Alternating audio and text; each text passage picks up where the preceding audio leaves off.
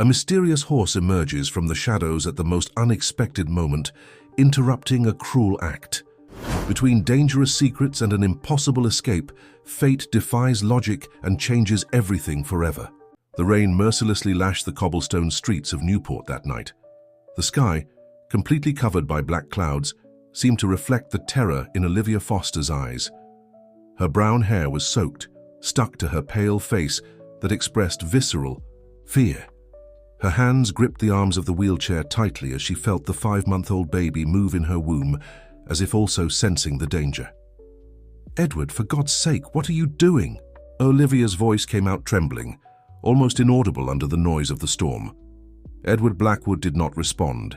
His eyes, once warm and loving, were now cold and calculating. The hands that had caressed her so many times were now pushing her wheelchair toward the cliff. His aristocratic face, normally impeccable, was contorted by a mixture of anger and determination. "You should never have meddled with those documents, Olivia. Never."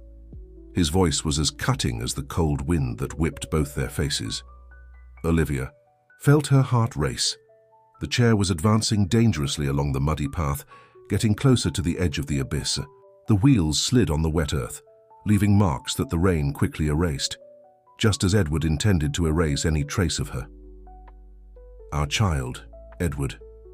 Please." She tried to appeal to the last remnant of humanity that might exist in the man who once swore to love her. "I don't care anymore." "You know too much, Olivia.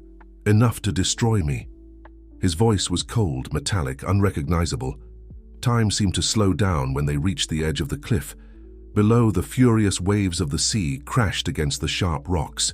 The wind howled, like a lament, bringing with it the smell of sea spray and fear.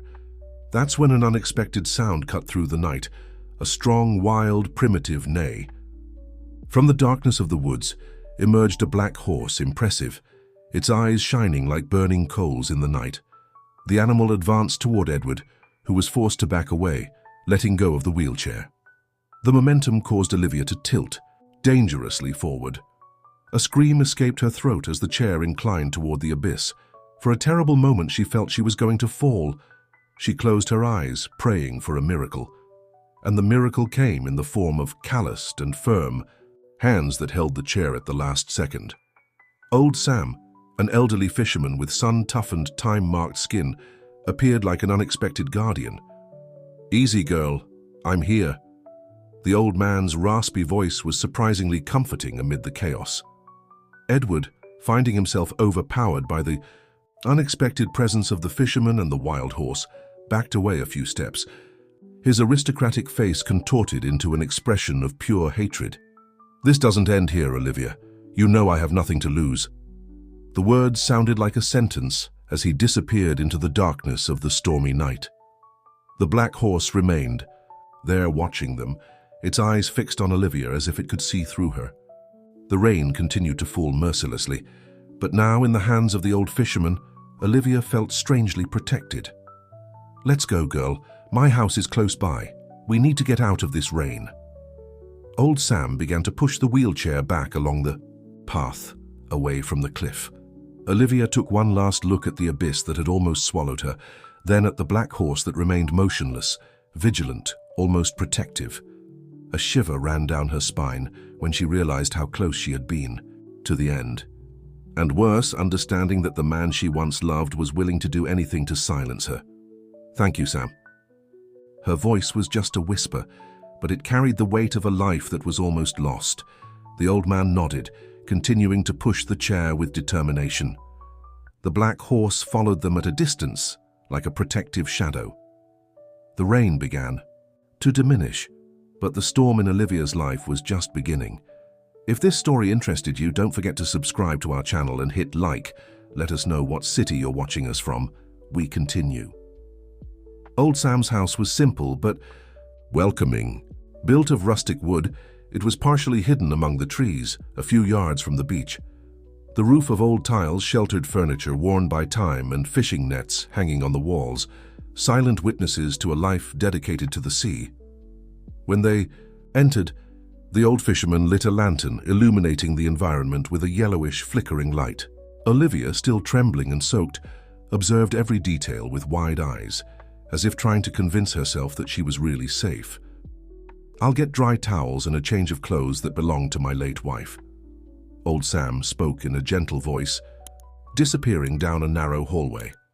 Alone in the living room, Olivia caressed her protruding belly, feeling the movements of the baby she carried.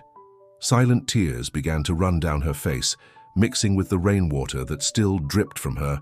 "Herr Timaikas, how did we get to this point?" she whispered to herself, remembering how it all began. Just 6 months ago, her life seemed perfect. Married to Edward Blackwood, heir to one of the country's largest business empires, she lived in a luxurious mansion in Boston and was anxiously awaiting the birth of their first child. Until the accident happened.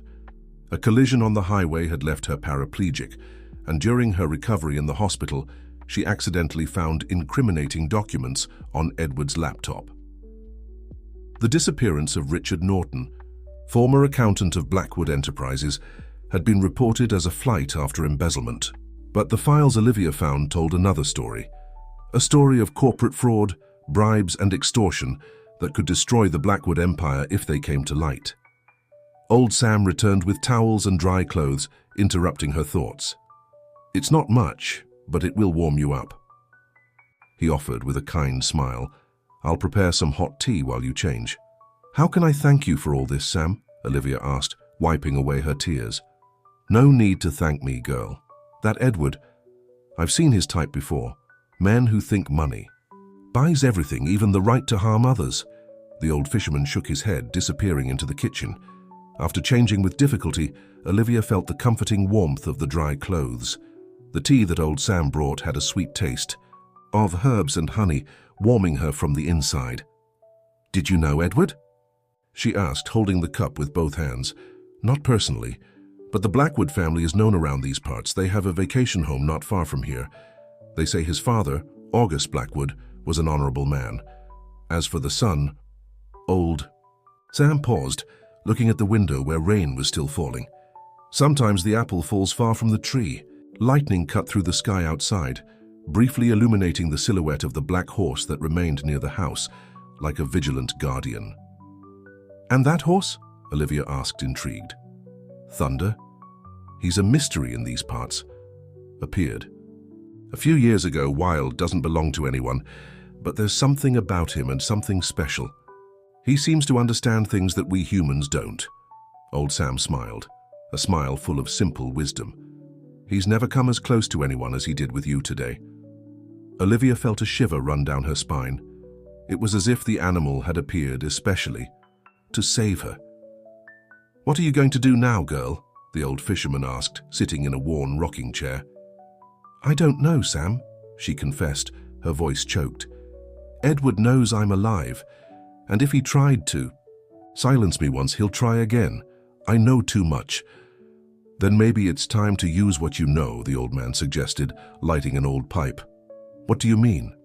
"If he wants to silence you, it's because he's afraid of what you might say. That gives you a power he didn't expect." Another lightning bolt illuminated the night, closer this time. Olivia observed through the window the black horse, impressive under the rain, eyes fixed on the house as if standing guard. "It's not that simple," she murmured, caressing her belly. "It's not just my life at stake now." "Precisely because of that, my child, precisely because of that." Old Sam spoke softly, the smoke from his pipe forming spirals in the air.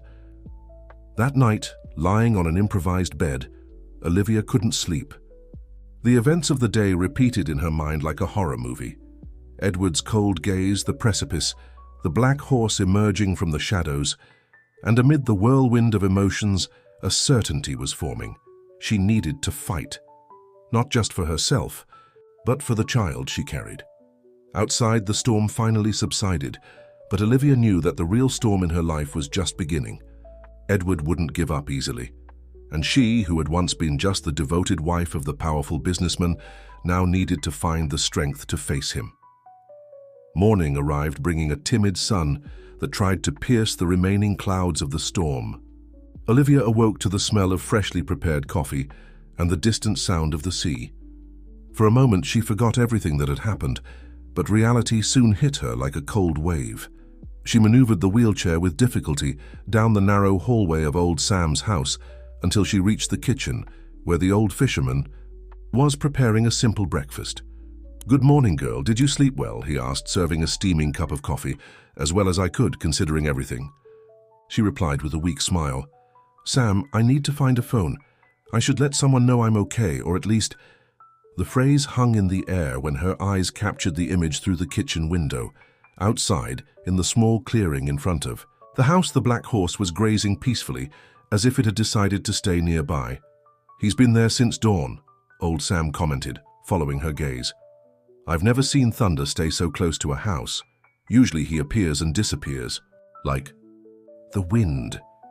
Olivia felt an inexplicable connection with the animal. There was something in the deep, dark eyes of the horse that conveyed an almost human intelligence. "Can I approach him?" she asked hesitantly. "You can try, but go slowly. He's wild, never allowed anyone to tame him." With old Sam's help, Olivia managed to go out to the house's porch. The morning air was fresh and clean after the previous night's rain. The horse raised its head when it saw her, ears alert, but didn't back away. "Hello, Thunder," she spoke softly, extending a hand. "Thank you for yesterday." To the surprise of both, the animal slowly approached, cautious but determined. It stopped a few steps from the porch and slightly inclined its head, as if in recognition. "Amazing," old Sam murmured, observing the scene with admiration. "He's never approached anyone like this." Olivia was about to say something when a movement on the trail leading to the house caught her attention. Her heart immediately accelerated. A tall man, with broad shoulders and an impassive face, was walking toward them. He wore a dark suit, incongruous with the rustic environment of Newport. Miles. The name escaped Olivia's lips like a frightened sigh. Miles Brooks, Edward's personal security guard, advanced with firm steps. His face, normally expressionless, seemed even more closed under the morning light. Thunder immediately positioned himself between the house and the newcomer, his body tense, ready to act. "Does he work for Edward?" old Sam asked in a low voice, protectively positioning himself beside Olivia. "Yes, he's Edward's security guard. Does everything Edward orders," she replied, feeling fear grow again. Miles stopped a few yards away, studying the horse with caution, his eyes then fixed on Olivia. "Mrs. Blackwood." He called her by her married name, his voice deep and controlled. "I need to talk to you." "We have nothing to discuss, Miles. Go back and tell your boss to leave me alone," Olivia responded with a firmness she didn't know she possessed. "It's not that simple." Miles took another step forward, but Thunder neighed in warning, preventing him from advancing. "I came on my own. What happened last night wasn't in my plans." Old Sam placed himself in front of Olivia, the old face hardened by distrust. "If you've come with bad intentions, you'd better turn around, mister." "I didn't come to harm anyone," Miles assured, maintaining a respectful distance. "Mrs. Blackwood, Mr. Edward is out of control. He believes you're going to expose the documents you found about Richard Norton. He's willing to do anything to prevent that." Olivia felt a chill down her spine.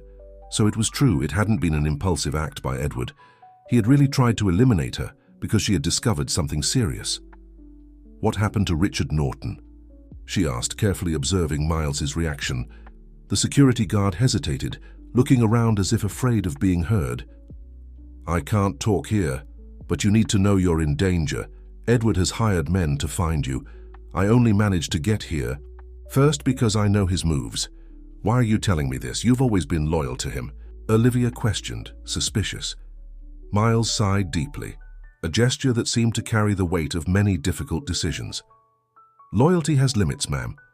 I've done many things for Mr. Edward over the years, things I'm not proud of, but what he asked last night—" He didn't complete the sentence, but the meaning hung in the air. The black horse approached Olivia more closely, as if sensing her agitation.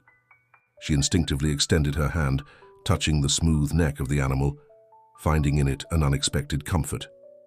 "I need time to think, Miles. I don't know if I can trust you." "Understandable," he nodded. "I'll stay nearby but won't approach. When you're ready to talk, I'll be waiting." Miles cast one last look at the group and turned around. disappearing down the same path he had come. Old Sam turned to Olivia, his wrinkled face marked by concern. "Do you think he's telling the truth?" "I don't know, Sam. Miles has always been Edward's shadow, executing his orders without question. But there was something different about him today." Olivia pondered, still caressing Thunder's neck.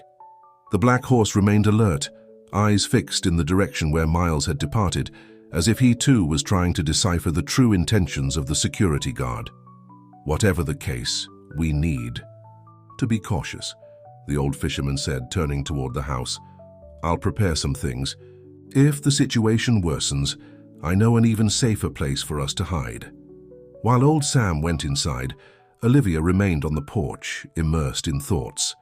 Miles's unexpected visit had brought more questions than answers. What was really in the documents she had found? What had happened to Richard Norton? And more importantly, who could she trust now that her life was completely turned upside down? Thunder approached more closely, gently nuzzling her shoulder, as if offering a silent answer. At that moment, Olivia knew that the wild horse would be her unlikely guardian on this uncertain journey. The afternoon advanced. Slowly at old Sam's house, Olivia was rummaging through the small suitcase she had managed to bring with her in the hasty escape. There were few belongings, some clothes, personal documents, and the flash drive where she had copied the incriminating files she had found on Edward's computer. Her passport, some cash, pregnancy medications, the basics to survive while deciding the next step. That's when her fingers touched something unexpected at the bottom of the bag, a piece of paper carefully folded, which she didn't remember putting there. She unfolded it with trembling hands and immediately recognized the elegant, slanted handwriting. "Richard," she murmured to herself, feeling her heart race. The note was simple, direct, written in haste. "If something happens, seek Martha." Archen Martha Blackwood, Edward's mother, a discreet woman, almost invisible, who had lived in her son's shadow since her husband passed away.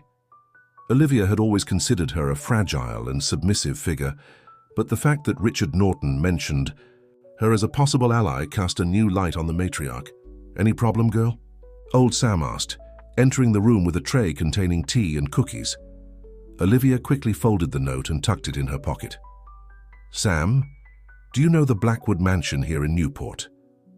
The old fisherman placed the tray on a table and sat on the edge of the bed, scratching his graying beard. "I sure do. It sits on the hill overlooking the sea, an old house. They say it was built in the 19th century, when the family was still getting rich from the coffee trade." He paused, observing her with curiosity. "Why do you ask?" "Would Martha Blackwood be there?" "Edward's mother?" "Yes, she spends time there. She tends to come more in the winter, when the town is emptier. They say she prefers solitude." Olivia fell silent, pondering. If Richard trusted Martha, perhaps there was more to the Blackwood matriarch than appeared. But approaching her would mean risking an encounter with Edward, and that was unthinkable at the moment. "Are you thinking of looking for her?" old Sam asked, reading her thoughts. "Maybe, but it's too risky now. If you want, I can go there discreetly. Nobody would suspect an old fisherman selling his catch." Olivia smiled, grateful for the offer, but shook her head in refusal. "I don't want to involve you even more, Sam. You've already done too much for me." A loud neigh came from outside the house, followed by the sound of hooves hitting the ground forcefully. Olivia and old Sam exchanged worried looks before the old fisherman hurried to the window. "It's Thunder, he's agitated," he informed, furrowing his brow. "And there's a car stopped on the main road. I can't see who it is." Olivia felt a chill. Could it be Edward? Or perhaps Miles returning to try to convince her? The sound of footsteps approaching the house made old Sam grab an old rifle that he kept hanging on the wall. "Stay here," he ordered, heading for the front door. Olivia, however, couldn't obey. She maneuvered the wheelchair down the narrow hallway, determined to face whoever it was. When she reached the porch, she saw a young man with disheveled dark hair and thick-framed glasses. He wore jeans and a simple button-up shirt, carrying a backpack. Thunder was positioned between the stranger and the house, clearly suspicious. Good afternoon. The man greeted, keeping his distance because of the horse. I'm looking for Olivia Foster. And who are you? Old Sam asked, the rifle still in his hands, though pointed at the ground. My name is Philip Andrews. I'm an investigative journalist. With the Meridian. I'm working on a story about irregularities at Blackwood Enterprises, he explained, showing a press credential. I was informed that Mrs. Foster might have relevant information. Olivia felt her heart race. How had this journalist found her?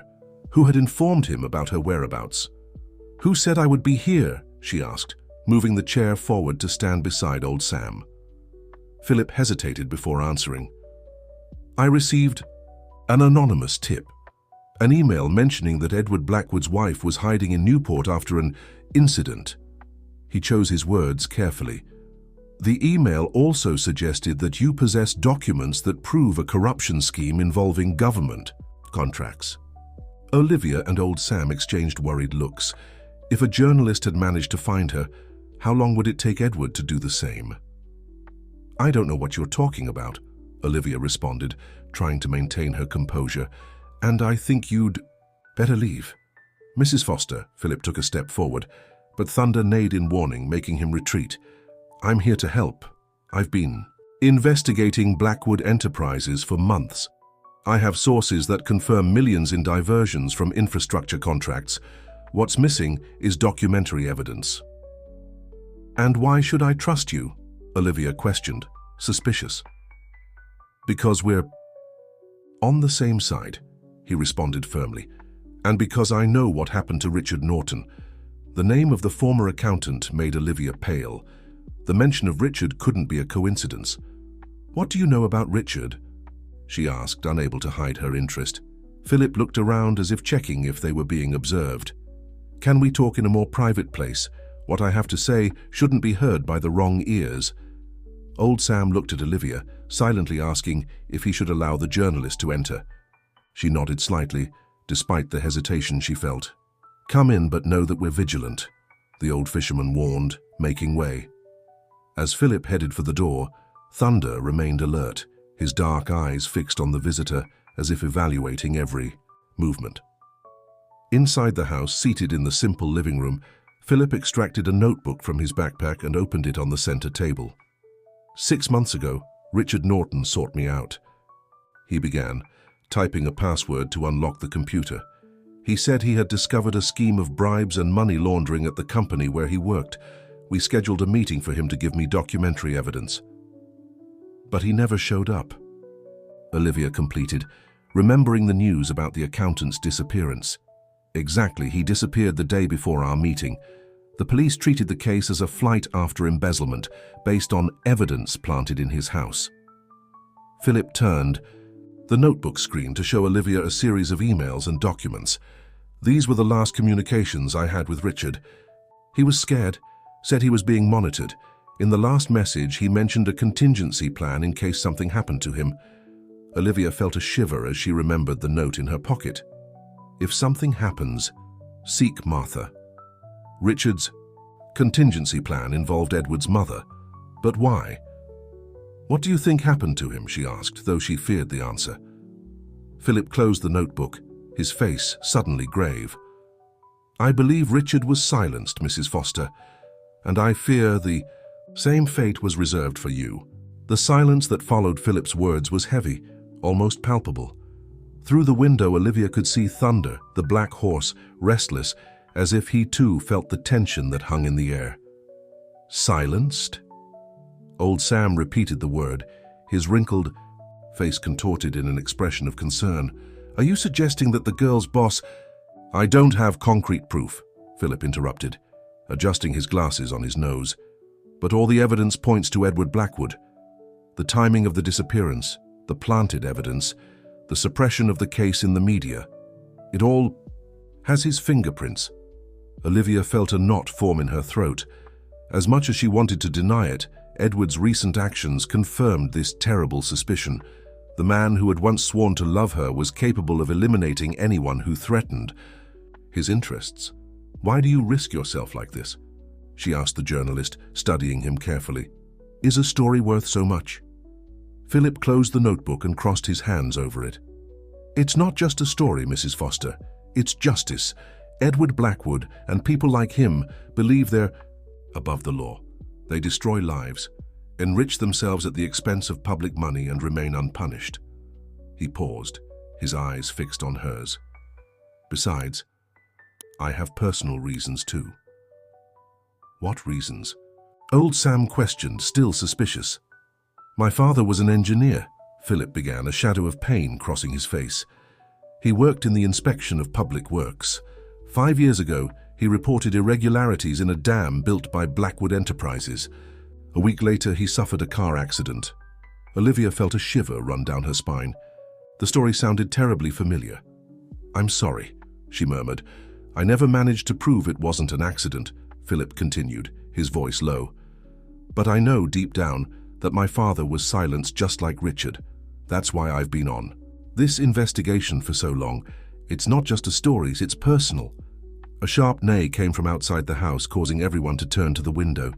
Thunder was more agitated now, ears raised in alert, his body tense. "Someone's approaching," Old Sam announced, quickly rising and grabbing the rifle. Philip closed the notebook and quickly stored it in his backpack. It could be Edward's men. "We need to get out of here." "How?" Olivia asked, feeling panic rise. "This chair won't go very far on dirt trails." "My pickup truck is hidden a few yards from the main road," Old Sam said, already heading to the back of the house. "If we can reach it."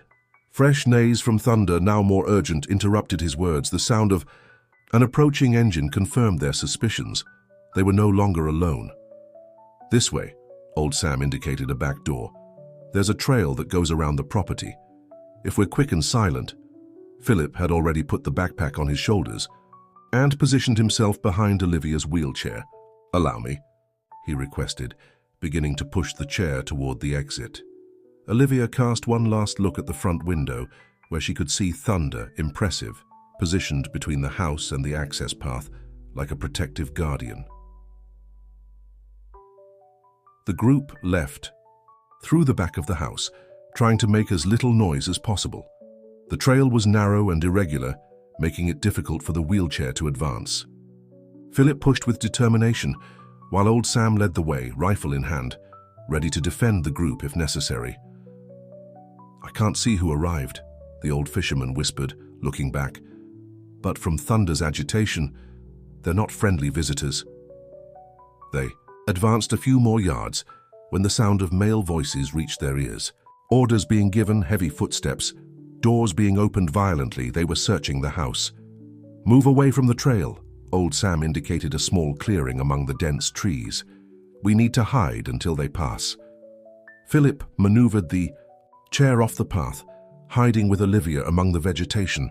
Old Sam did the same, crouching close to them. "There's a stream not far from here," the fisherman explained in a low voice.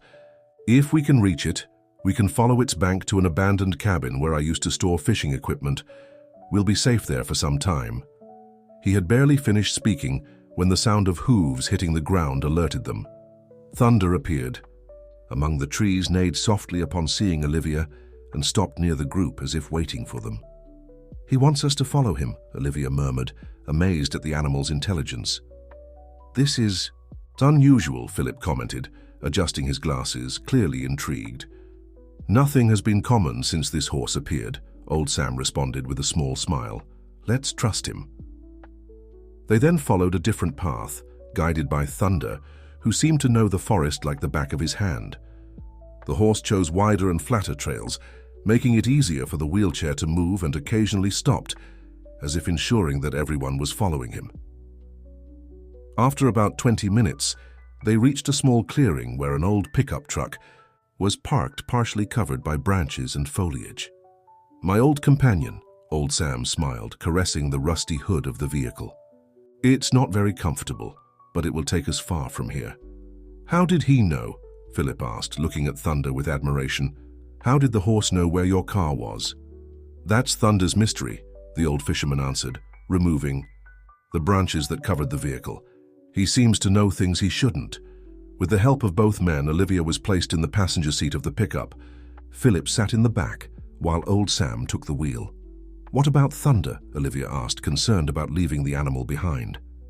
As if responding to her concern, the horse neighed softly and began to move away, disappearing among the trees. He knows how to take care of himself, old Sam assured, starting the engine with a muffled roar. And I'm sure he'll find us again when we need him.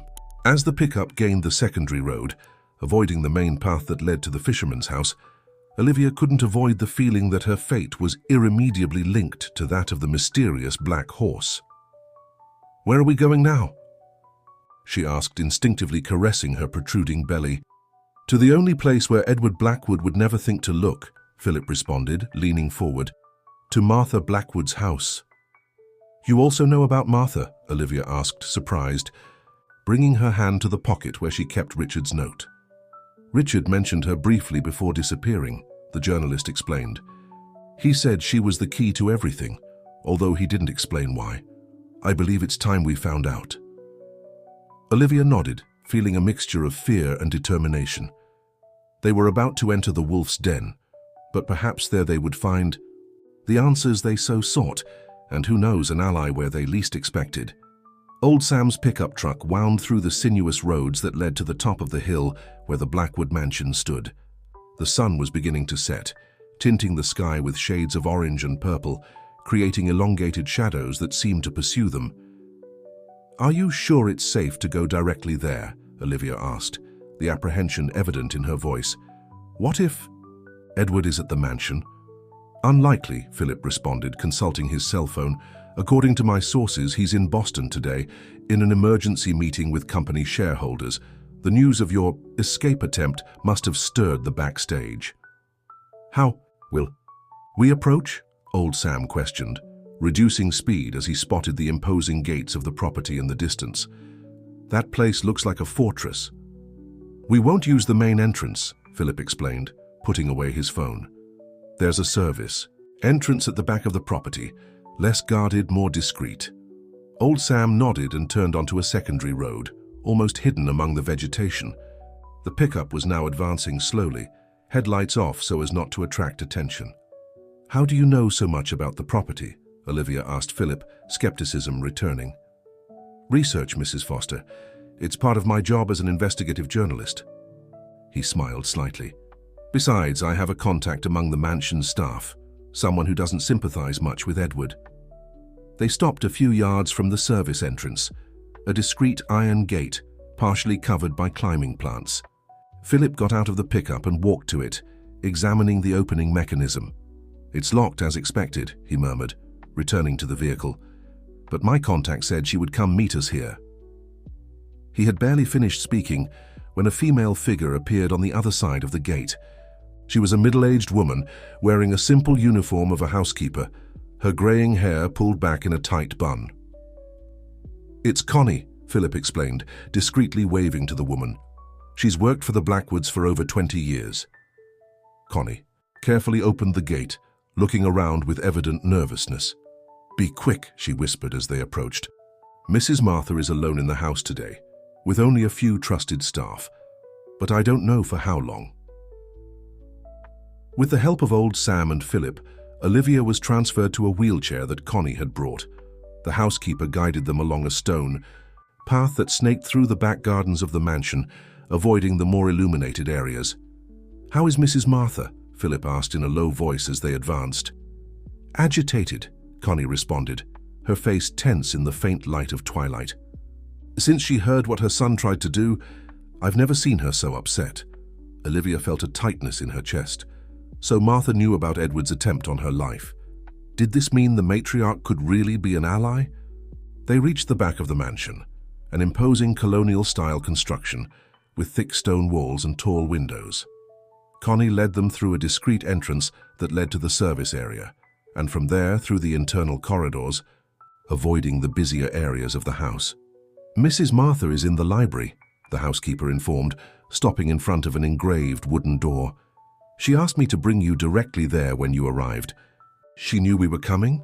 Olivia asked, surprised. Connie just nodded, a small enigmatic smile on her lips, before softly knocking on the door and opening it. The Blackwood Library was a spacious room with floor-to-ceiling shelves filled with ancient books.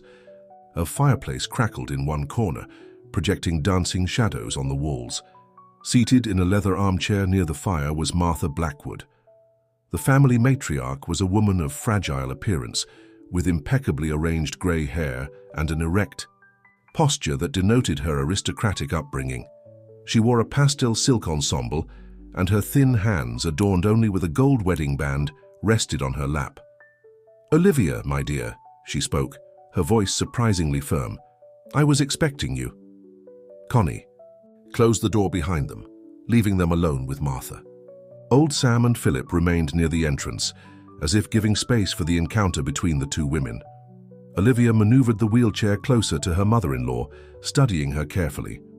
She had always seen Martha as a distant figure, almost ghostly, living in her son's shadow. But now, face to face, she perceived a silent strength in the older woman's eyes. "How did you know I would come?" Olivia asked directly.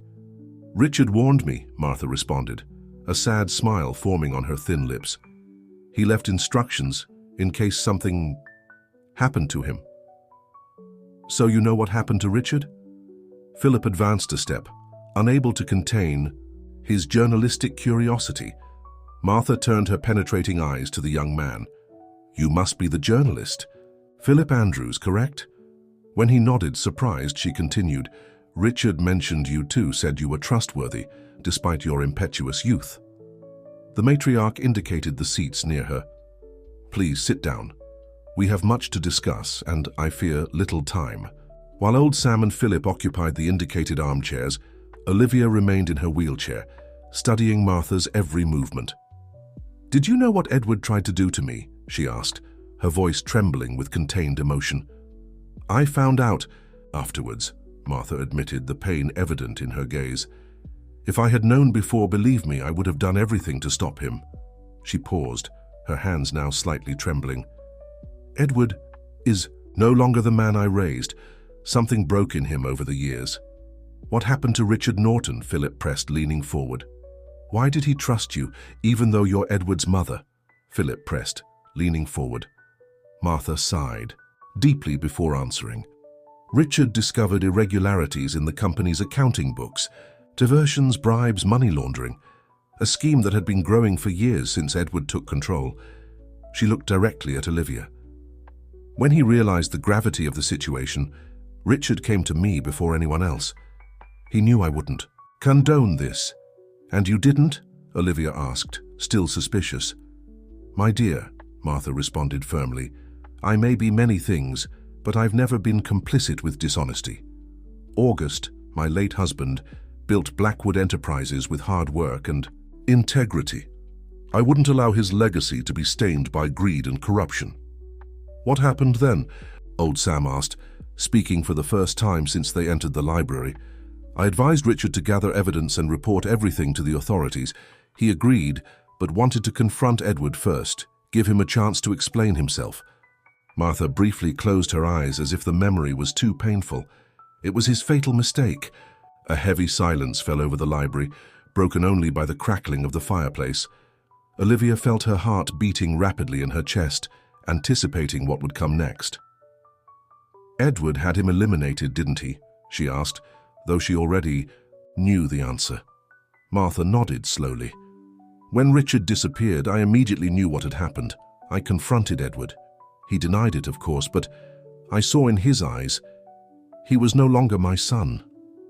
The matriarch discreetly wiped a tear that ran down her pale face. "That's when I began to act on my own, to gather evidence, to document everything." "The evidence Richard mentioned," Philip concluded. "It's with you?" "Some," Martha responded, "but the most important ones are in the safe of the family's old house, the one that belonged to my father. Edward doesn't know about the existence of this safe. It was built during the dictatorship era when my father needed to hide compromising documents." "And you want us to retrieve that evidence?" Olivia asked, finally understanding Martha's plan. "Exactly. With them, we can expose Edward and the entire corruption scheme. He needs to be held accountable for his actions, Olivia, for the good of the company, for the good of justice, and for his own good." The sound of a car approaching the mansion interrupted the conversation, Connie entered hurriedly into the library, her face pale with concern. "Mrs. Martha, it's Mr. Edwards. Security guard, Miles. He just arrived and is asking to speak with you urgently." Olivia and Philip exchanged alarmed looks. Could Miles be an ally, as he had suggested earlier, or an enemy coming to capture them? "Let him in, Connie," Martha ordered calmly, "and prepare to leave through the back if necessary." The tension was palpable as they awaited Miles's arrival. The seconds seemed to stretch indefinitely until finally the library door opened again. Miles Brooks entered the library with determined steps, his athletic body always wrapped in dark and impeccable. Suit seemed even tenser than usual. His eyes, normally cold and expressionless, quickly scanned the room, stopping with visible surprise when he found Olivia, Philip, and old Sam gathered there with Martha. "Mrs. Blackwood," he formally greeted, slightly inclining his head toward the matriarch. "I see you already have company. What brings you here, Miles?" Martha asked directly without losing her composure. The security guard adjusted his tie, a gesture that indicated his discomfort before responding. "Edward knows that Mrs. Foster is alive. He also suspects she's in Newport." He paused, looking directly at Olivia. "Men were sent to search the area. The fisherman's house has already been searched. Did you lead them there?" Old Sam asked, his voice loaded with distrust. "No," Miles responded firmly. "I left before they could follow me. I came directly here because—" he hesitated briefly, "because I needed to make a choice." "And what choice was that, Miles?" Martha inquired, carefully studying the security guard. "I've spent 15 years faithfully serving your son, Mrs. Blackwood. I've done things I'm not proud of in the name of loyalty. But what Edward asked me this time—" Miles shook his head as if trying to push away a painful memory. "There are limits I'm not willing to cross." "What exactly did he ask?" Philip asked, adjusting his glasses. "That I eliminate any witness who could connect him to Mrs. Foster's accident, including Mrs. Martha herself if necessary." Miles revealed, his voice lowering as he made the last statement. Martha visibly paled, but maintained her composure. "So, my son is really willing to go that far," she murmured, more to herself than to the others. A heavy silence fell over the library. The fire crackled in the fireplace, projecting dancing shadows on the walls filled with books, silent witnesses to so many family secrets. "Why should we trust you now?" Olivia questioned, breaking the silence. "You've been Edward's right hand for years." "I'm not asking for trust, Mrs. Foster. I'm offering help," Miles responded pragmatically. "And at this moment, you need all the help you can get." "He's right," Martha intervened. "Edward controls powerful resources. He has influence in the police, judiciary, press. We need someone who knows his methods, who knows how he thinks." Philip rose, walking to the window to observe the exterior of the mansion. "If Edward has already sent men to Newport, we don't have much time. We need to recover the evidence from the safe before he realizes what we're doing." "Where is this old house?" Old Sam asked, addressing Martha. "On the other side of the bay, isolated on a small peninsula. It was my father's summer house, little known, rarely visited in recent years," the matriarch explained, rising with difficulty. "I have the keys and know how to access the secret safe." "The problem will be getting there without being detected," Miles warned. "Edward has probably already alerted his contacts at the port and marinas to be aware of any suspicious movement." "I know an old fisherman who can take us in his boat," Old Sam suggested. "We've sailed together through more seasons than I can count. He wouldn't ask questions." Olivia instinctively caressed her belly, feeling the baby move. Each decision now affected not just her life, but also that of the child she carried. The child of Edward. A thought that now came loaded with complex emotions. "We'll need to split up," Philip proposed, turning to the group. "Create a distraction so Edward concentrates his efforts in the wrong place, while we recover the evidence." "I can be that distraction," Miles offered.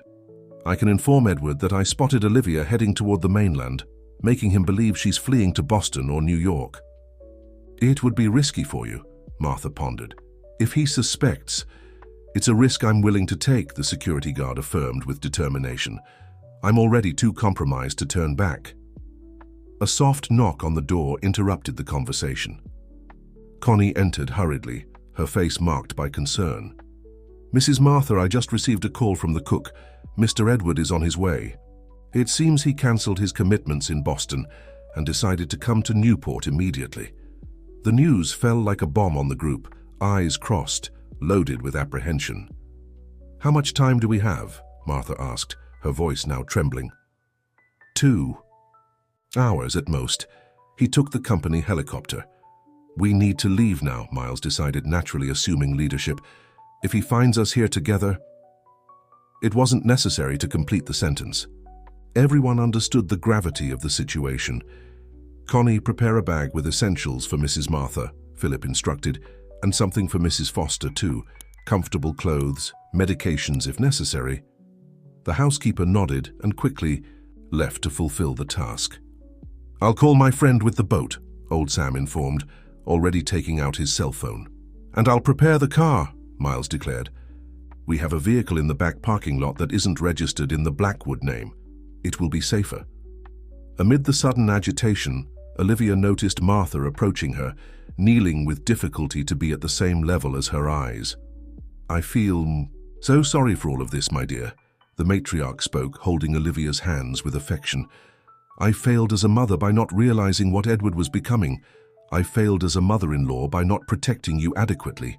"You're not to blame for his actions," Olivia responded, gently squeezing the wrinkled hands of the older woman. "Yes, I am," Martha insisted, her eyes watery. "I always knew something was wrong, but I preferred to look the other way. I thought it was just the pressure of business, the heavy legacy he carried. But now I see it was something deeper, an excessive ambition that corroded his character." A loud neigh, familiar, coming from outside the mansion interrupted the moment between the two women. Olivia felt her heart race. "Thunder," she murmured, surprised. Miles ran to the window, discreetly pulling back the curtain to peek. "There's a black horse standing in the gardens," he informed, perplexed. "How the hell did an animal like that get onto the property without being noticed by security?" "He followed us here," old Sam explained, a small smile forming on his wrinkled lips. "That horse seems to have a radar for finding Olivia wherever she is." "It's just a horse," Philip commented, though his tone revealed a certain admiration. "No, it's not just a horse," Olivia retorted, feeling an inexplicable connection with the animal. "He saved me that night, appeared out of nowhere as if he knew I was in danger." Martha observed the scene with interest. "My father used to say that some animals have a wisdom that we humans have lost along the way. Perhaps this horse is one of those special beings." Connie returned with 2 travel bags, interrupting the philosophical moment. "Everything is ready, ma'am. I put in medications, clothes, and some important documents." "Thank you, Connie," Martha thanked, rising with some difficulty. "Be discreet when Edward arrives. Say I'm resting and don't want to be disturbed." "Yes, ma'am," the housekeeper nodded, before silently withdrawing. "It's time to go," Miles announced, checking his watch. "Every minute is precious now." Night had already fallen completely when the small group left the Blackwood mansion through the back. Old Joe's fishing boat, a longtime friend of old Sam, rocked gently, docked at a small private pier a few miles below the property. The smell of the sea mixed with the characteristic odor of fuel and wet wood. "It's no luxury yacht," old Joe commented while helping to accommodate Olivia on board, "but it's weathered worse storms than the one you're in." The man, whose brown face was marked by decades of exposure to the sun and salt, smiled, revealing teeth yellowed by tobacco. His eyes, however, were alive and perceptive, indicating an intelligence that many underestimated. Miles had separated from the group even before they left the mansion, following his plan to create a false trail for Edward. "I'll make him believe you're heading to the mainland," he had explained. "That should buy a few precious hours." Now, as the boat silently moved away from the coast, Olivia observed the lights of Newport diminish in the distance. The gentle rocking of the vessel was strangely comforting, cradling the baby in her womb, who seemed to have calmed for the first time in days. "The place is about 40 minutes from here," Martha explained, seated next to Olivia in the small cabin. "It's a house built on stilts over the water in a small cove. My father built it in the 50s. when he wanted a refuge from the world. "And Edward knows this place?" Philip asked, adjusting his glasses that insisted on sliding due to the marine humidity. "He knows of its existence but never showed interest. For him, it was just an old house without the luxury he's accustomed to," Martha responded, a touch of melancholy in her voice. "I believe he's only been there 2 or 3 times in his entire adult life." "And the safe, how does it work?" Old Sam questioned, always practical.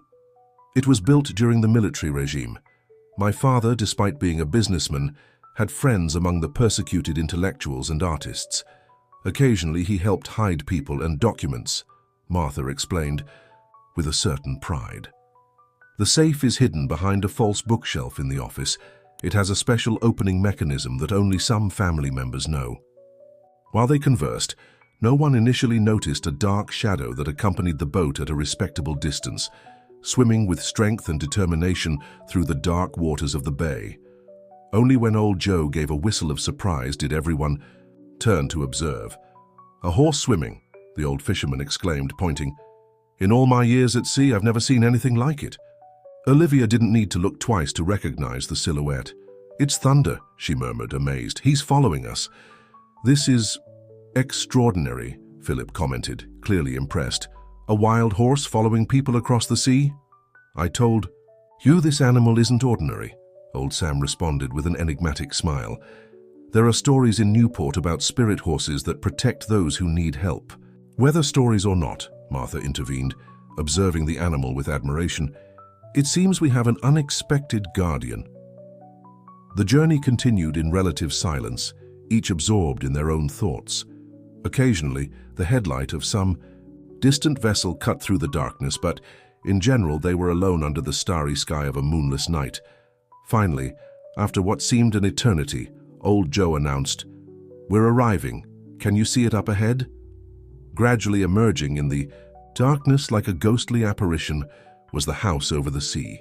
Built on robust treated wooden pillars, the structure combined colonial elements with a design that vaguely resembled a lighthouse. A circular veranda surrounded the entire second floor, and a small dock allowed direct access by boat. "It seems abandoned," Philip observed, noting the dark windows and the absence of any sign of life. "As it should seem," Martha responded with a slight smile. "My father always said that the best hiding places are those that no one wishes to visit." Old Joe skillfully guided the boat to the dock, mooring with the precision of one who knows every current and movement of the waters. While Philip and old Sam helped Olivia disembark in her wheelchair, Martha searched for the keys in the small bag she had brought. "There's no electricity connected to the grid," she explained as they climbed the ramp that led to the house. "But there's a small generator for emergencies and oil lamps inside." The key turned with difficulty in the rusty lock, and the door opened with a melancholic creak. The smell of old wood and sea spray immediately invaded their nostrils. "I'll stand guard at the boat," old Joe informed. "If anyone approaches, I'll give the agreed signal." Inside the house, Martha lit a lamp, revealing a surprisingly well-preserved interior. The furniture, although covered by sheets for protection against dust, was elegant and of good quality. Photographs in old frames decorated the walls, showing the Blackwood family in happier times. "The office is upstairs," Martha indicated, looking worriedly at the spiral staircase that led to the second floor. "I'm afraid your wheelchair can't go up, Olivia." "I'll carry her," Philip promptly offered, surprising everyone with the determination in his voice. "If you don't mind." "Of course." Olivia hesitated briefly, but the urgency of the situation didn't leave many alternatives. "All right," she agreed. "Thank you, Philip." The journalist carefully took her in his arms, while old Sam carried the disassembled wheelchair. Martha led the way, the lamp projecting ghostly shadows on the walls of the circular staircase. The office on the second floor was a spacious room, with panoramic windows that during the day would certainly offer a spectacular view of the bay. Now, however, they only reflected the external darkness and the flickering light of the lamp. "There," Martha pointed to a bookshelf that occupied the entire back wall. "Behind that section of encyclopedias." After accommodating Olivia in her chair reassembled by old Sam, Philip approached the indicated shelf, examining it carefully. How does the mechanism work? Martha approached, her face gaining a concentrated expression. Her thin fingers ran over the spines of the books until stopping at a specific one. This one, The Sea and Its Mysteries, Volume 3, isn't really a book. She pulled the false book, revealing a small lever hidden. When she turned it, a soft click was heard and an entire section of the shelf moved a few inches inward and then slid to the side, revealing a hidden compartment. "Impressive, old," Sam murmured, admiring the ingenuity of the mechanism. The safe itself was quite traditional, a strong box embedded in the wall with a combination dial. Martha approached, the lamp flickering in her hand, and began to turn the dial with precision. "The combination is my father's birth date, followed by the year he met my mother," she explained as she worked. "He said that the most important dates of his life were the ones that should protect his most valuable secrets." With a final turn and a satisfying click, the safe door opened. Martha handed the lamp to Philip and with slightly trembling hands began to remove the contents: folders, sealed envelopes, small boxes, and finally, an electronic device that appeared to be an external hard drive. "Richard gave me this weeks before he disappeared," she explained, showing the device. "He said it contained copies of all the documents that proved Edward's involvement in the corruption schemes. Emails, bank transfers, recordings of meetings, everything." Philip took the HD with reverence, as if holding a sacred relic. "This is more than enough to bring down Edward and expose the entire operation," he murmured, already imagining the story he would write. "There's more," Martha continued, opening one of the envelopes. "These are the proofs I gathered over the years. I gradually realized something was wrong, but only recently understood the extent of the corruption. While they examined the documents, a sudden noise coming from downstairs alerted them. They weren't footsteps, but rather a strange sound, as if something heavy had fallen or hit against the structure of the house. What was that?" Olivia asked, feeling her heart accelerate. "I'll check," old Sam offered, already heading to the stairs. "Be careful," Martha warned, fear evident in her voice. Old Sam silently descended the spiral staircase, alert to any movement. When he reached the lower floor, his eyes took a few seconds to adjust to the dim light. There was no one visible, but the front door, which they were sure they had closed, was ajar, swinging gently with the marine breeze. He approached cautiously, peeking outside. That's when he noticed a dark form on the porch. Thunder, the black horse standing motionless like a statue, looking fixedly at the sea. "It's just the horse," old Sam called upstairs, relieved. Somehow, he managed to come up here. The relief, however, was short-lived. Following the animal's fixed gaze, old Sam spotted lights approaching. Through the water, powerful lights of a fast vessel that was coming directly toward them. "We've got company," old Sam shouted, climbing the stairs with surprising agility for his age. "A fast boat is approaching." In the office, the group reacted with alarm. Philip quickly stored the hard drive and the most important documents in his backpack, while Martha extinguished the lamp. "How did they find us so quickly?" Olivia asked, her voice trembling with fear and adrenaline. "Miles," Philip suggested somberly. "Maybe he never really changed sides. Or perhaps Edward has more resources than we imagined," Martha added, her pale face visible even in the dim light. "He always had contacts everywhere." "It doesn't matter how," old Sam interrupted, practical as always. "We need to get out of here now. Old Joe must be in danger too." Philip ran to the window, trying to assess the situation. The boat was now less than 200 yards from the house, its powerful headlights sweeping the dark water. It was an elegant, high-performance vessel, certainly capable of easily overtaking old Joe's more modest boat. "I can't see old Joe's boat," he informed, worried. He might have moved away when he saw the boat approaching. "Are there other exits from this house?" Olivia asked, desperately looking around. "Yes," Martha replied, moving quickly to the other side of the office. "There's an emergency staircase that descends directly to the water, on the opposite side from the main dock. My father built it precisely thinking of quick escapes during the dictatorship period."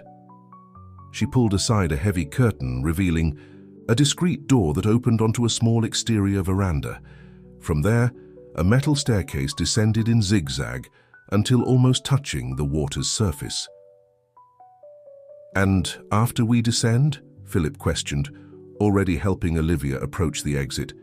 "Do we swim?" "There's a small inflatable boat stored in a compartment at the base of the staircase," Martha explained, her mind working rapidly despite the fear.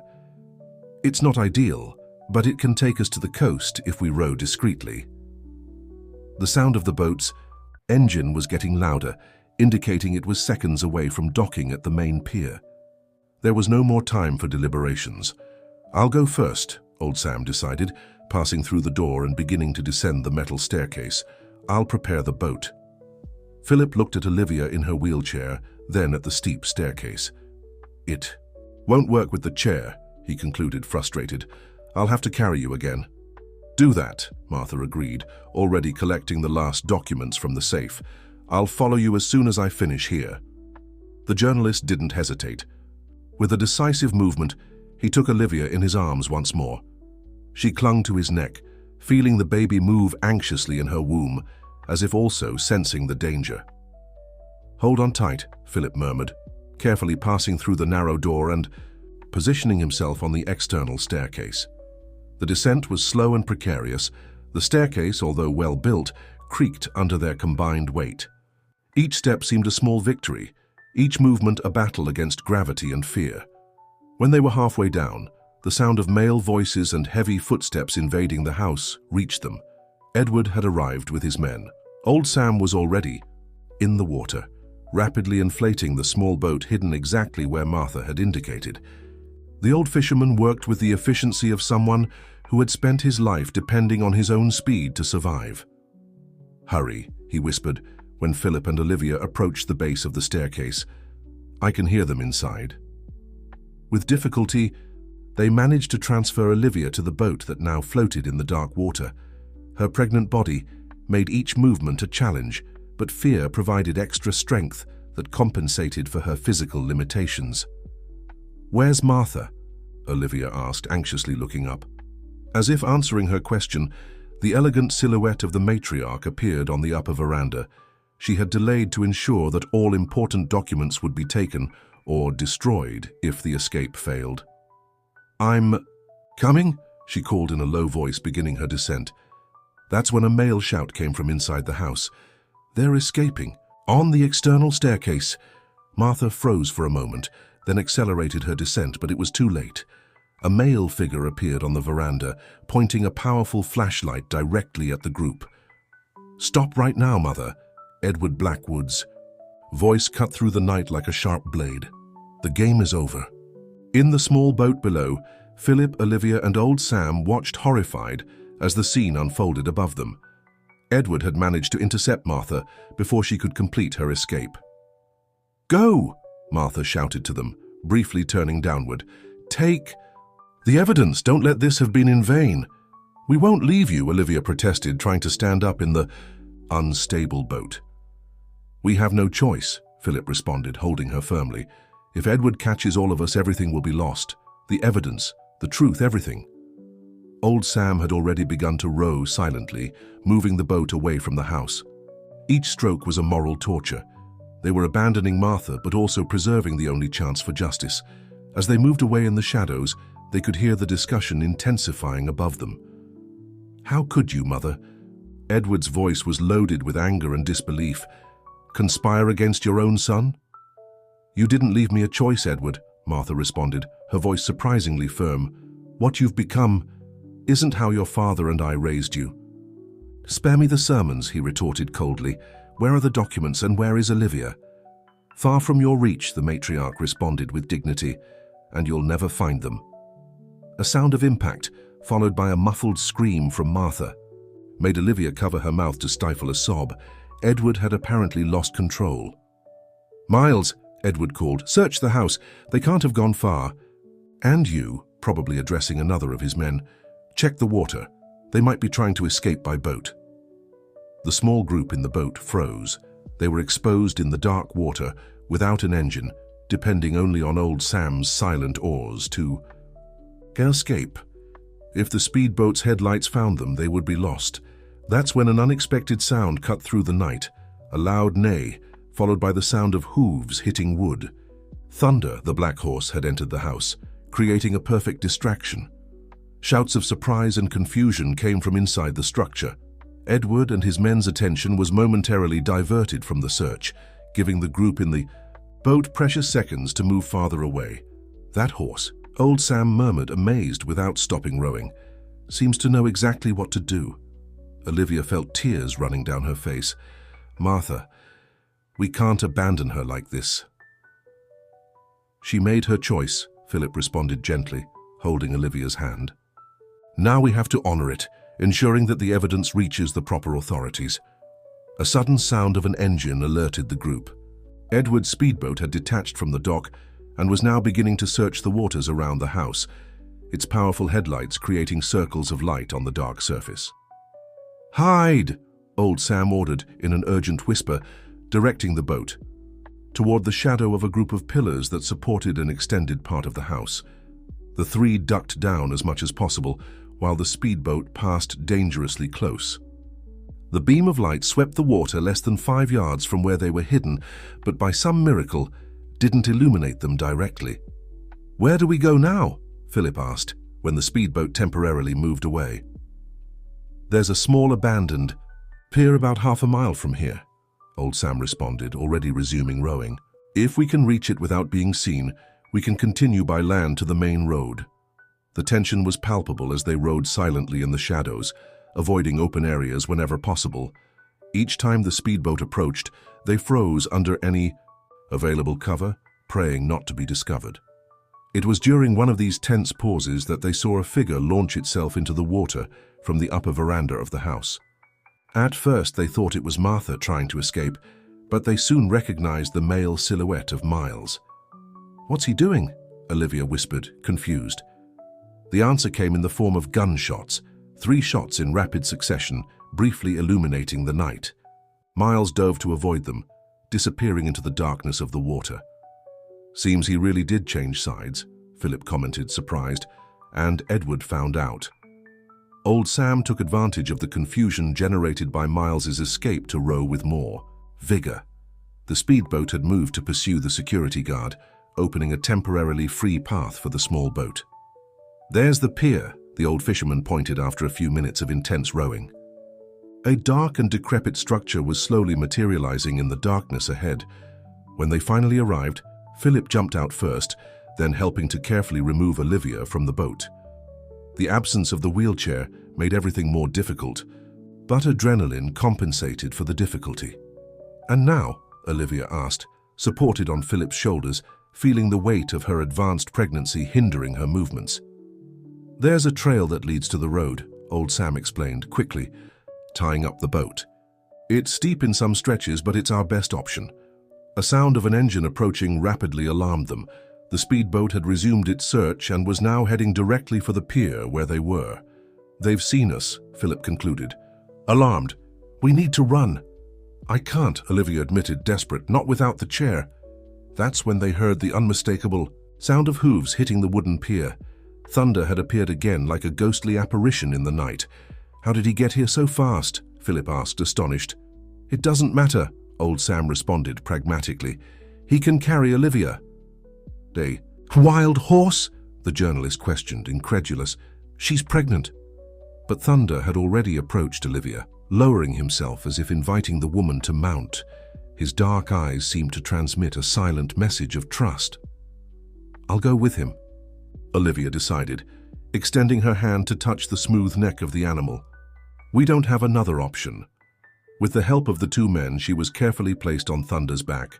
The horse remained surprisingly docile during the entire process, as if understanding the fragility of his passenger. "Follow the main trail.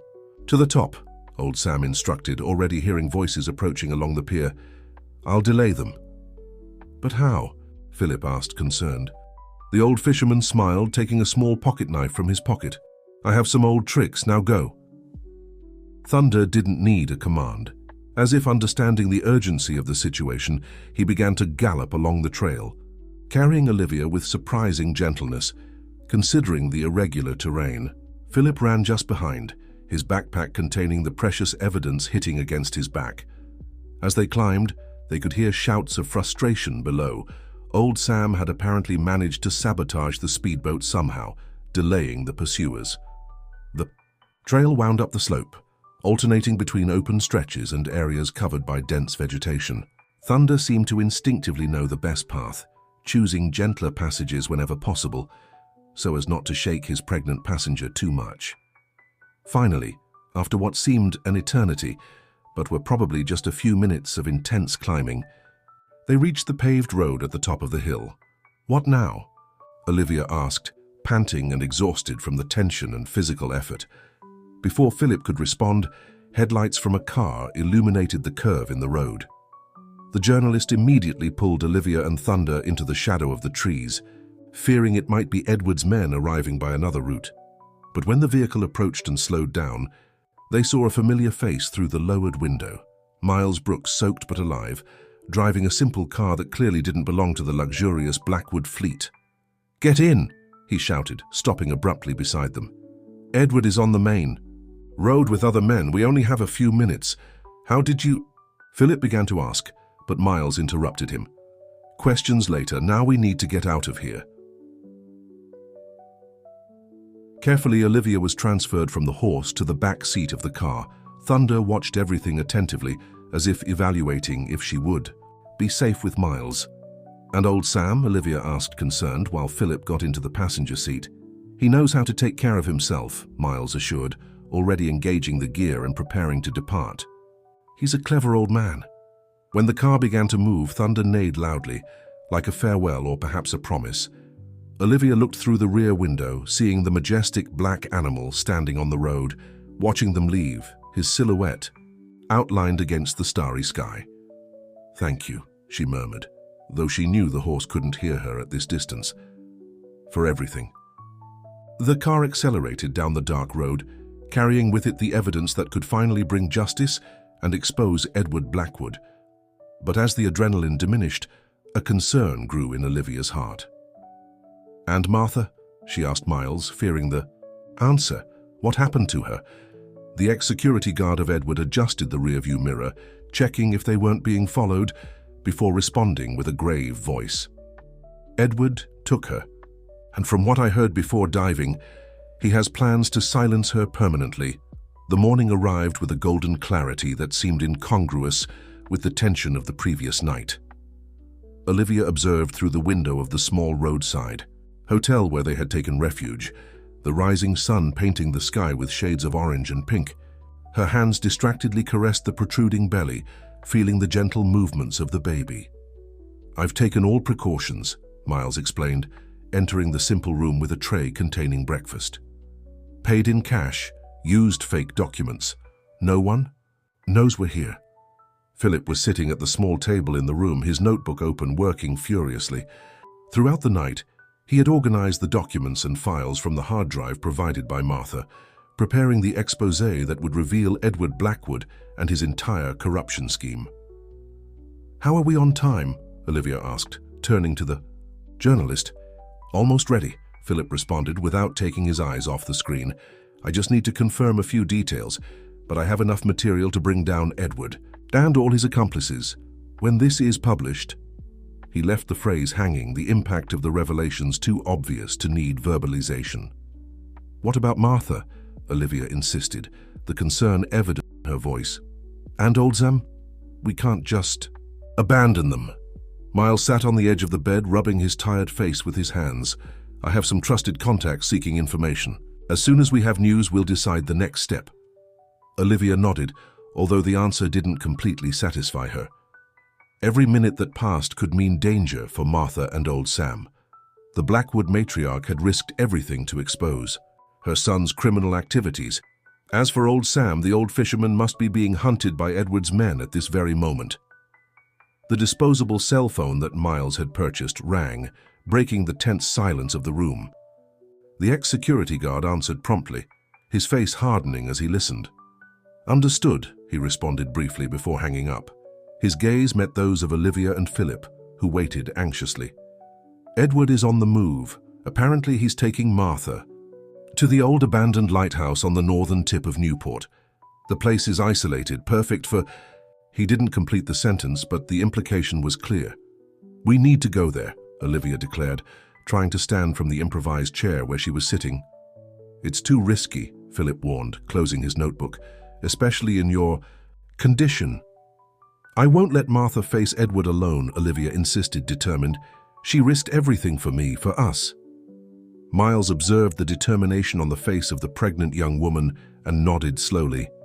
I have a plan, he announced, but we'll need help. The abandoned Newport lighthouse rose solitary over a rocky promontory, its structure weathered by time and the elements dramatically contrasting against the blue morning sky. It had been built in the 19th century and abandoned decades ago, when more modern ships no longer needed its luminous guide. Edward Blackwood drove his luxury car along the precarious road that led to the lighthouse, his face tense and his eyes bloodshot from the sleepless night. In the back seat, Martha remained silent, her hands tied and a bruise darkening her aristocratic face, the result of Edward's fury explosion in the house over the water. You've deeply disappointed me, Mother, Edward finally spoke, breaking the tense silence. I never imagined my own family would conspire against me. The disappointment is mutual, my son, Martha responded calmly, her dignity intact despite the circumstances. Your father built an empire based on honest work and integrity. You transformed that into a criminal scheme. Edward laughed bitterly. Integrity? Please, Mother, the business world doesn't function with integrity. It functions with power, influence, and money, and I merely perfected the system. At the cost of innocent lives, Martha retorted. Richard, and who knows how many others. You tried to eliminate your own wife and your yet unborn child. Edward parked the car near the base of the lighthouse and turned to face his mother. Olivia knew too much. She was a threat. As for you, his eyes narrowed, I never imagined my own mother would become my worst enemy. I'm not your enemy. Edward, Martha responded sadly. I'm the only person who still truly cares about you, about who you really are, not about your money or power. Something seemed to flicker in Edward's eyes, a momentary hesitation, perhaps a glimpse of the man he could have been. But the vulnerability passed quickly, replaced by the cold mask of the ruthless businessman. Let's go, he ordered, exiting the car and opening the back door to remove Martha. Together, they walked to the entrance of the abandoned lighthouse. The metal door, rusted by sea salt, creaked sinisterly when Edward pushed it. The interior was dark and damp, smelling of mold and abandonment. Why did you bring me here? Martha asked as they climbed the spiral staircase that led to the top. Of the lighthouse. An isolated place with a spectacular view, Edward responded with a smile that didn't reach his eyes. I thought it would be appropriate for our farewell. Martha felt a chill run down her spine, but maintained her composure. If these were her final moments, she would face her fate with the same dignity with which she had lived her entire life. They reached the upper platform of the lighthouse, a circular space with panoramic windows that offered a stunning view of the Newport coast. The sea breeze blew strongly, agitating Martha's grey hair and Edward's expensive shirt. You know what's ironic? Edward commented, approaching the edge. This lighthouse was built to save lives, to guide navigators to safety. Today it will serve a very different purpose. It's not too late to turn back, Edward, Martha spoke softly. Turn yourself in to the authorities. Own up to your mistakes. There can be redemption. Edward laughed, a harsh sound that was carried away by the wind. Redemption. Don't be naive, Mother. Men like me don't seek redemption. We seek survival. And to survive, I need to eliminate all threats. He approached Martha, his face now a mask of cold determination. I regret that it has come to this, he said, and for an instant, Martha thought she saw sincerity in his eyes. That's when a familiar sound cut through the air. A loud, powerful neigh, followed by the sound of hooves hitting metal. Both turned astonished to see Thunder emerging through the staircase opening, his imposing figure seeming to fill the entire space of the platform. What? Edward backed away, clearly stunned by the unexpected apparition. The black horse, advanced slowly, separating Edward from Martha, his dark eyes fixed on the businessman as if judging each of his actions. "Impossible," Edward murmured, backing away further. "How did a horse climb up here?" The sound of footsteps on the staircase announced the arrival of more visitors. Olivia appeared first, supported by Miles, followed by Philip, and to Martha's surprise and relief, old Sam. "It's over, Edward," Olivia announced, her voice firm despite the evident physical effort to climb up there. "Philip has already sent all the documentation to the authorities and to the press. At this exact moment, your company is being raided by the FBI. Your accomplices are being arrested. There's nowhere left to run." Edward looked around, like a cornered animal. His eyes jumped from one face to another, seeking an exit, a weakness to exploit. "You have no idea who you're dealing with," he threatened, although his voice no longer carried the same conviction. "I have powerful contacts. I can make you all disappear with one phone call." "Not this time," Philip responded, raising his smartphone. "We're live streaming to my newsroom. Thousands of people are watching right now. Your downfall is being documented in real time." Edward's face visibly paled. His empire was crumbling before his eyes, and for the first time in his adult life he didn't have a plan B. "It's over, son," Martha spoke gently, approaching him with her hands still tied. "It's time to face the consequences." "Never," Edward hissed, his face contorting into an expression of desperate fury.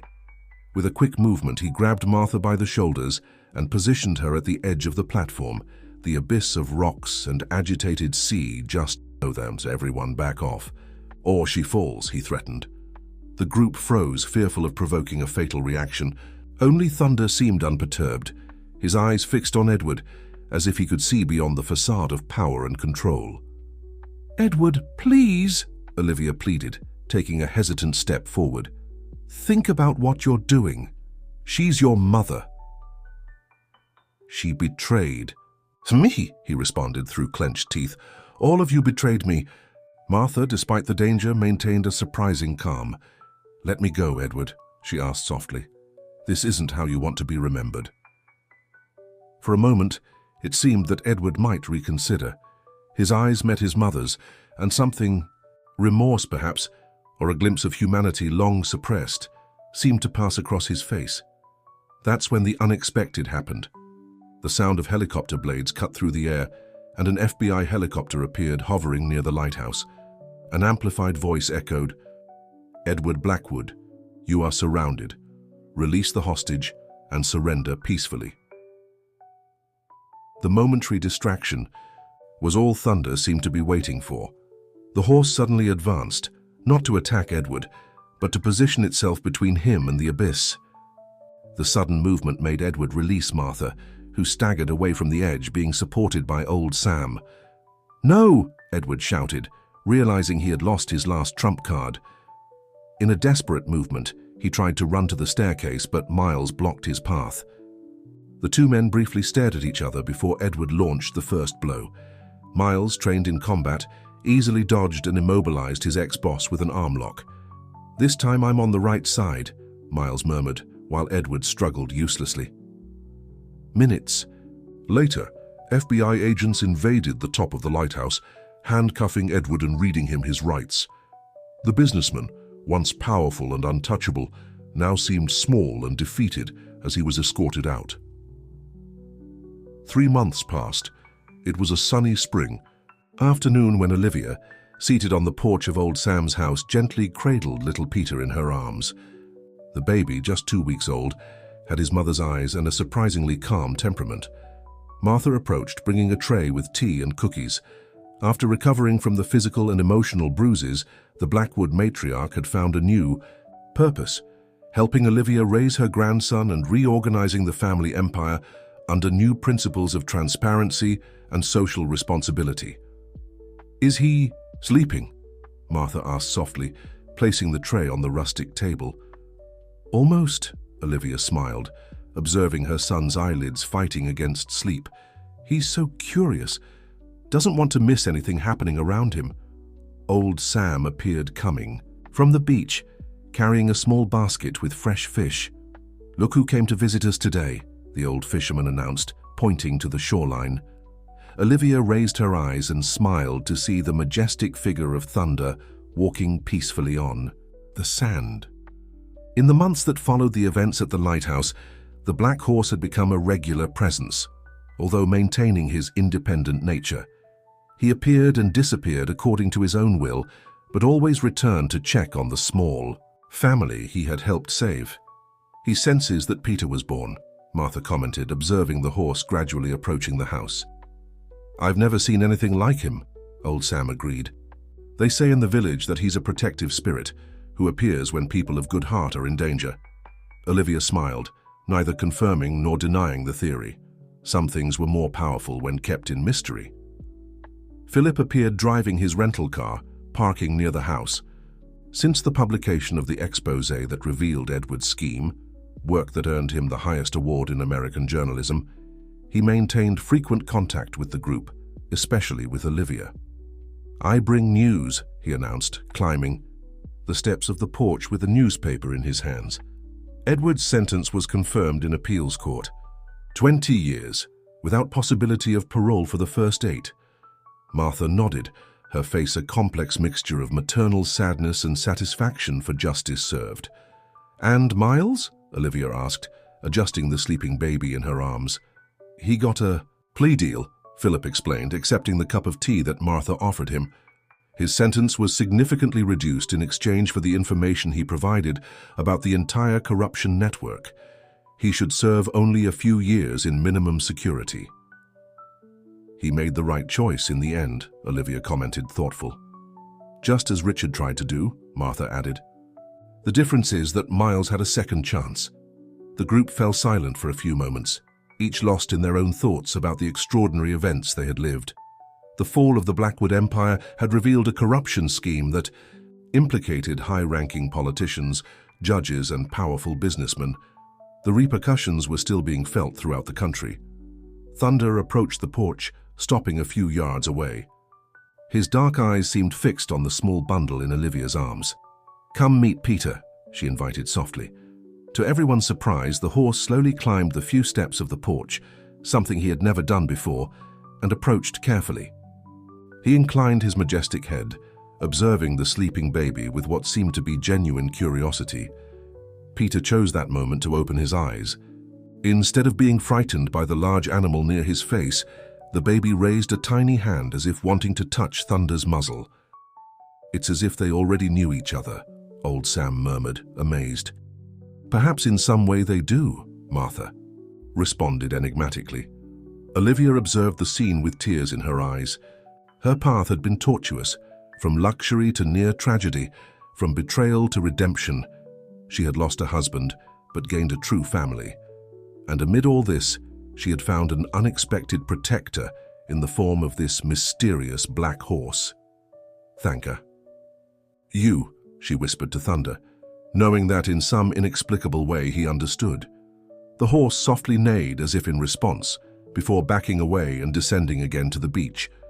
They all observed him move away in silence, his imposing figure gradually diminishing against the horizon of the sea. "He always returns," old Sam commented with a wise smile. "When we need him."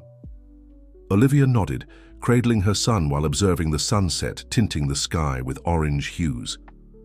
The future was uncertain, but for the first time in a long time it was filled with hope. Thunder, the black horse that had forever changed the course of their lives, now galloped freely along the beach, free as he had always been, but forever, connected to them by invisible bonds forged in the darkest hours, bonds that not even time could break. With her son in her arms and true friends by her side, Olivia finally understood. Sometimes the greatest rebirths emerge after the deepest falls. And frequently, salvation comes in the most unexpected form, like a black horse appearing in the storm, just when everything seems lost. If this story interested you, don't forget to subscribe to our channel and hit like. Let us know what city you're watching us from.